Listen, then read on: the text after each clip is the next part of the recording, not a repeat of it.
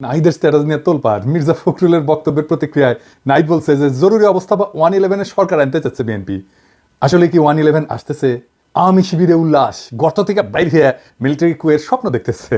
স্বপ্ন দেখা ভালো, ওদের ড্যাডি ওই যে সোহাদির বডিগার্ডও প্রচুর স্বপ্ন দেখতো। স্বপ্ন দেখতে দেখতে তার স্বপ্ন দোষও হইতো। আল্লাহ বাঁচাইছে, তৈজসপত্র যদি জায়গা মতো পড়লো হইনি, তাহলে আরো কয়টা আজ 10 জন্মাইলনি, দুটাই জান কালা কালা করে দিছে।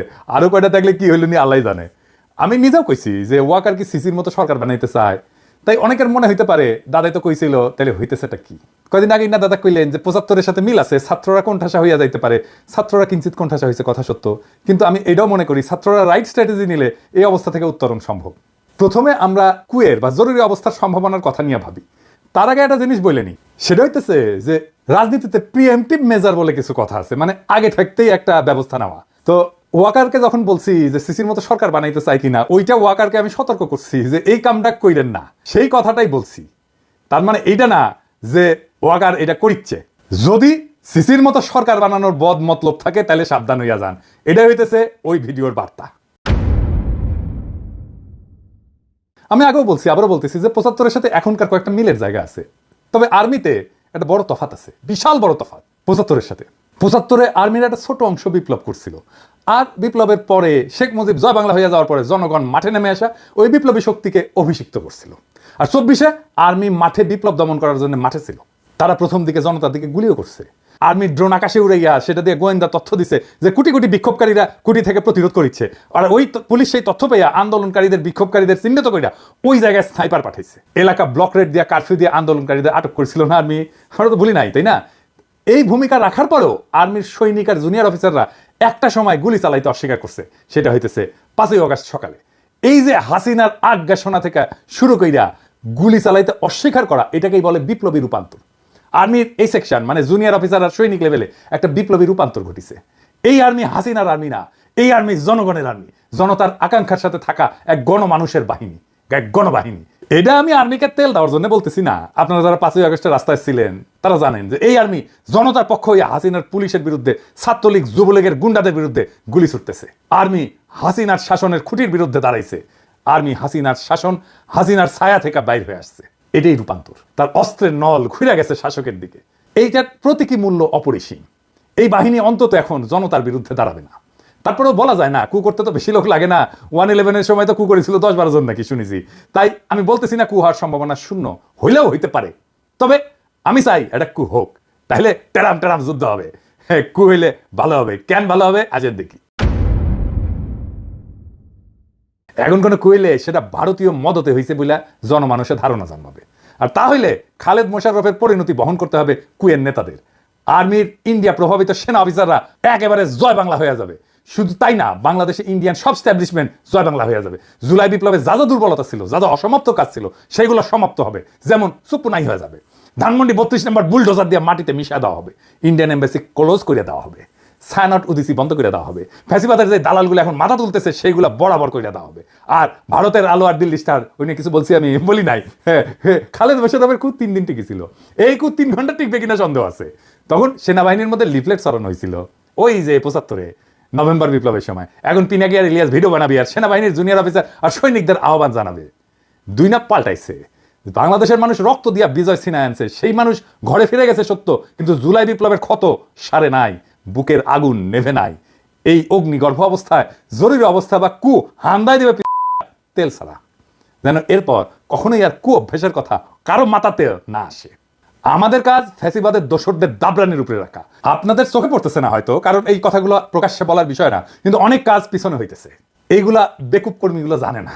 সারা দুনিয়ায় হাসিনার পরিবার আর তার পলায় যাওয়া আওয়ামী লীগারদের উপরে কি নাইমে আসতেছে, এটা আওয়ামী লীগ আর আওয়ামী লীগের নেতা কর্মীরা হাসিনা কল্পনাও করতে পারতেছে না। আওয়ামী লীগের কর্মীরা যারা ফাল পেতেছে, আপনাদের বলি ভালো হইয়া যান, অযথাই নিজের বিপদ ডেকে আনিচ্ছেন। আমরা দয়া কইরা, একদম দয়া কইরা, মায়া কইরা প্রাপ্যটা দেইনি, ফাল পাইরেন না। আমি প্রত্যেকটা অঞ্চলে আওয়ামী লীগের কর্মীদের গণ ক্ষমা চাওয়ার আহ্বান জানাইতেছি। পাড়ায় পাড়ায় এদের ধৈর্য তবা করাইবেন। মসজিদে মন্দিরে সমাজের সামনে হাত জোর কইরা মাপ চাইবে, কইবে আমার ভুল হইছে, মাপ কইরা দেন, আর কখনো করবো না। তাইলে এদের তরপানি কমবে। এদের কোথায় পাবেন? আমরা একটা ওয়েবসাইটের কাজ করেছি, চলিচ্ছে, ওইটায় হাসিনার ফ্যাসিবাদের সকল সহযোগীর আমলনামা থাকবে। আওয়ামী লীগ, ছাত্রলীগ, যুবলীগের সব কমিটির নাম থাকবে, ছবি সহ, রেফারেন্স সহ, নাম ধরে ধরে সার্চ করা যাবে বাংলা এবং ইংরেজিতে, বিভিন্ন ক্যাটাগরিতে থাকবে। এমপি, দামি নির্বাচনের এমপি, সকল কমিটির সদস্য, সকল ব্যবসায়ী, সাংবাদিক, শিক্ষক, ডাক্তার, কৃষিবিদ, আমলা, পুলিশ, যারা যারা এই ফ্যাসিবাদের দোষর ছিল সবার নাম থাকবে। এবং এখনো ফ্যাসিবাদের দালালি করে যাইতেছে দেশে এবং বিদেশে, সবার। কাজটা বড়, টাইম লাগবে, ফান্ড লাগবে। রাজনৈতিক দলগুলোর বা সরকারের তো করার কথা ছিল, তারা তো অন্য কাজে ব্যস্ত। কাজ শুরু হয়ে গেছে। এর মধ্যে আমরা যুক্ত করব কারা কারা আওয়ামী লীগারদেরকে আশ্রয় দিছে, পুনর্বাসিত করছে, তাদেরও নাম থাকবে। যুগ যুগ ধরে মানুষের ঘৃণার উৎস হয়ে থাকবে এই ওয়েবসাইটটা। এইবার পার্বত্য চট্টগ্রাম বিষয়ে আরো একটা জিনিস বাদ পড়েছিল, সেটা আলাপ করি, আসেন। গুরুত্বপূর্ণ বিষয় করে। পার্বত্য চট্টগ্রামে শুধু ভালো প্রশাসনিক অফিসার পাঠাতে হবে তা কিন্তু না, আমি শুধু তাই বলিনি। তার সাথে ভালো শিক্ষক পাঠাইতে হবে, ভালো ডাক্তার পাঠাইতে হবে, ভালো সামাজিক কর্মী পাঠাইতে হবে। ওইখানে পার্বত্য অঞ্চলে বিকেএসপির মতো কয়েকটা প্রতিষ্ঠান তৈরি করতে হবে। পাহাড়ি ছেলেমেয়েদের শরীরে শক্তি আর এনার্জি বেশি থাকে, পাহাড়ি পথে চলাচল করে, কঠিন পরিশ্রমের জীবন, এই জন্য শরীরে এনার্জি বেশি, মেদ কম। এছাড়া এরা সব অর্গানিক খাবার খায়, কিন্তু ভালো খাবার খায়, বিশুদ্ধ খাবার খায়। শরীরে আরো আলাদা এনার্জি থাকার পিছনে এটাও একটা কারণ। তাই দেখবেন অনেক খেলোয়াড় বের হয় ওদের মধ্যে থেকে। আপনি বিকেএসপি করেন কয়েকটা, আমি বাজি ধরতে রাজি আছি, ওদের অনেকেই অলিম্পিকে মেডেল জিতবে 10 বছরের মধ্যে। পাহাড়ি তরুণ যুবকেরা খেলায় যুক্ত হবে ব্যাপকভাবে, উৎসাহ নিয়া। তারা যদি অলিম্পিকে মেডেল জেতে, যাই জিতুক, সোনা, রূপা, ব্রোঞ্জ, যেটাই জিতুক, সেটাই তো প্রথম হবে বাংলাদেশে, তাই না? ওই পাহাড়ের ছেলে মেয়েকে সমতলের মানুষ মাথায় তুলে নাচবে। আপনার কোনো পরিশ্রম নাই, বুঝানোর দরকার নাই, সেমিনার সিম্পোজিয়াম করে মাথায় টাক ফেলায় দেওয়ার দরকার নাই। খেলাই হয়ে উঠতে পারে পাহাড়ি আর সমতলের ঐক্যের প্রতীক। বিশাল কাজ হয়ে যাবে। আরে ভাই, রাজনীতি তো আছে, কিন্তু আপনার আগ্রহ, উৎসাহ, মোটিভেশনের একটা জায়গা লাগবে তো, যেটা নিয়ে আপনি আনন্দিত হবেন, যেটা নিয়ে আপনি আপনার জীবনের সমস্ত দুঃখ কষ্ট ভুলে যাবেন। আপনার দুঃখ কষ্ট ভুলে ফেলার প্রতীক হয়ে উঠবে ওই পাহাড়ের ছেলেটা যে অলিম্পিকে একটা মেডেল নিয়ে আসছে। খেলাধুলার মাধ্যমে ওদেরকে যদি সংযুক্ত করা যায়, সারা দেশব্যাপী একটা যোগসূত্র তৈরি হবে পাহাড়ি এবং সমতলীদের মধ্যে। আমার পাঠক দর্শকদের বলি, আমার ক্ষুদ্র ভ্রাতারা স্লোগান দেয় 7 সিস্টার থাকবে না রে, ভাষা নিয়ে রেফারেন্সে বলে আসাম আমার, 7 সিস্টার তো আমার। এই 7 সিস্টার কেন ভারত রাখতে পারতেছে না? কারণ এই জাতিগোষ্ঠীর সাথে ন্যায্য আচরণ করতেছে না। এই অঞ্চলে 7 সিস্টার্স, রাখাইন আর আমাদের পার্বত্য চট্টগ্রাম মিলা যে জনজাতি উত্থিত হবে, বাংলাদেশকে যদি তার নেতা হয়ে উঠতে হয়, তাহলে আমাদের পার্বত্য চট্টগ্রামের পরীক্ষায় উত্তীর্ণ হতে হবে। এইটা আমাদের টেস্ট কেস। কয়েক লাখ পাহাড়ি নাগরিকদের যদি আমরা আস্থায় নিতে না পারি, আমরা এই অঞ্চলের নেতা হবো কিভাবে? কোটি কোটি মানুষের পারবো না তো। তাই আমাদের মাইন্ডসেট এমনভাবে তৈরি করতে হবে যে আমরা বাংলাদেশ পথ দেখাবো। ভারত যেই সমস্যার সমাধান করতে পারে নাই, যেই কারণে 7 সিস্টার আজকে অগ্নিগর্ভ, সেই সমস্যার সমাধান আমরা দিতে পারবো। এই আস্থা তৈরি করতে হবে, এই আস্থা তৈরি করতে পারতে হবে। এই অঞ্চলে যদি কয়েকটা নতুন রাষ্ট্র তৈরি হইতে পারে, তাহলে তাদের সাথে একটা কনফেডারেশন গড়ার উদ্যোগ নেবে বাংলাদেশ। সেই প্রস্তুতি রাখতে হবে। তো কেন কনফেডারেশন করবে? এখন যদি তারা দেখে আমাদের পার্বত্য চট্টগ্রামের কয়েক লাখ নাগরিক খুশি না বাংলাদেশের রাজনৈতিক নেতৃত্বের প্রতি, তাহলে তারা কি আমাদের সাথে কনফেডারেশনে আসবে না তো। আবার আসেন ওই ধানমন্ডি 32 নম্বরে আলাপটা সেরে নেই। আমি কইছি যে কু হইলে ধানমন্ডি 32 নম্বর বুলডোজার দিয়ে মাটিতে মিশিয়ে দেওয়া হবে। অনেকের মনে হইতে পারে যে কু না হইলে কি থাকবে? ধানমন্ডি 32 নম্বরের সামনে ব্যারিকেড দিছে। আবার কেন দিছে কে জানে? আমি কইছি ব্যারিকেড দিবে, দেখোনি ওই ধানমন্ডি 32 নম্বরে ওখানে ওই ব্যারিকেডের উপরে যায় স্যার করে মুতে দেবেন। ব্যারিকেড তুলে নিতে ব্যর্থ হবে। যখনই ব্যারিকেড দেবেন ওর উপরে মুতে দেবেন। শোনা যাচ্ছে মোস্তফা সরোয়ার ফারুকি নাকি রেনোভেশন করবে। ওর তো কুরকুরানি ছিল, ওই যে ছিল না রেনোভেশন করা উচিত। তো ফারুকি রেনোভেশন হবে কাদের টাকায়? পাবলিকের ভ্যাট ট্যাক্সের টাকায় তো নাকি? বাংলাদেশে 72 থেকে 2024 পর্যন্ত যত গণহত্যা হয়েছে, ইন্ডিয়ার দাসত্ব হয়েছে, গুম খুন ব্যাংক ডাকাতি হয়েছে, বাক স্বাধীনতা হরণ হয়েছে, স্বৈরতন্ত্র এবং ফ্যাসিবাদ, এই সব কিছুরই কোমল মসৃণ আইকন হইল ওই 32 নাম্বার। 32 নাম্বার শব্দটা একটা অভিশপ্ত শব্দ। 32 নাম্বার বাংলাদেশের ফ্যাসিবাদের আতুর ঘর।